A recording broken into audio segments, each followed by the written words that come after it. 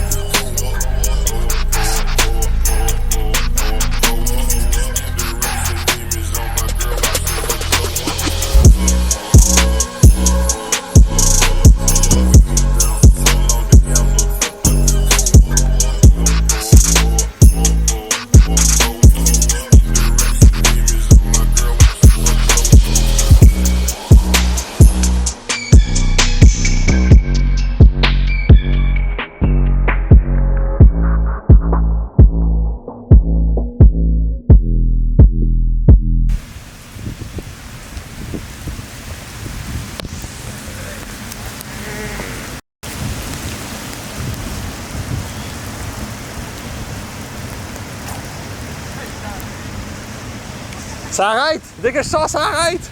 Zeg ze! Ret.